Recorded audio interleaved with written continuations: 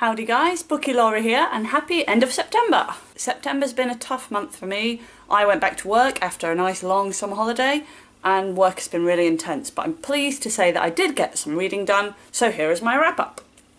I didn't get as much reading done as I would have liked in September, but more than I expected. In total I read 3 books, but I started reading another and it's quite meaty, so I knew I would never finish it by the end of the month. I think sometimes there's too much emphasis on reading as many books as you can in a month, when sometimes actually reading lots of longer books is quite an achievement in itself, so I'm inwardly proud of myself. The first book that I read in September was Burial Rites by Hannah Kent. I was quite looking forward to this. I'd seen people had read it and enjoyed it. Unfortunately, it wasn't really the right kind of book for me. I don't have very much to say about it because I just found it a bit meh. I think I gave it 3 stars on Goodreads. I found the start very slow going, and I think that it lost me, and I need to be motivated by a good story to keep reading a lot. And if I'm not, I read more slowly and then I'm even less interested. So the slow start didn't really win me over. I thought the storyline was good. I was very intrigued by it. The sort of mysterious element, the mystery that you want to know what's going to happen, but it just didn't float my boat really. Too slow, and I'm not really into deep pretty books.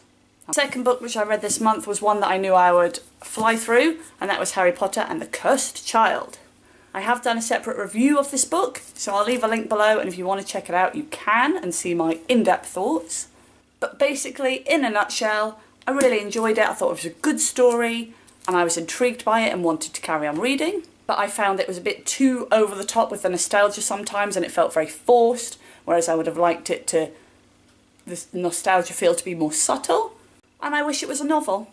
That's my feelings about Harry Potter in a nutshell. The third book that I read this month was I Am Malala.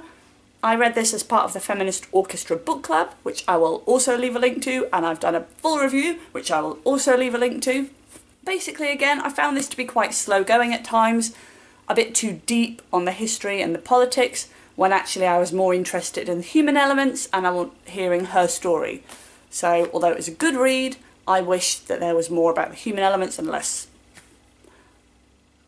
feeling like an information book.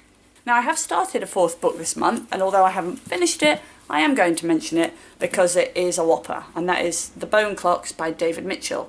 I started this, it was on my TBR for a while, but somebody recommended it to me, and I thought, don't be put off by the size, just go for it. And I have. It is a big book. I've read this chunk so far, this much to go. I'm finding it hard going, but I'm hopeful that it's going to pick up. That was my reading month for September. When I actually sit and verbalise it in one train of thought, I find it a bit disappointing, to be honest, that there were no books that really amazed me this month, of books that were slow going and hard work. But hopefully October will sort that out. If you've read any of those books, then let me know. Let's chat about it below, and I will see you next time, guys. Bye bye.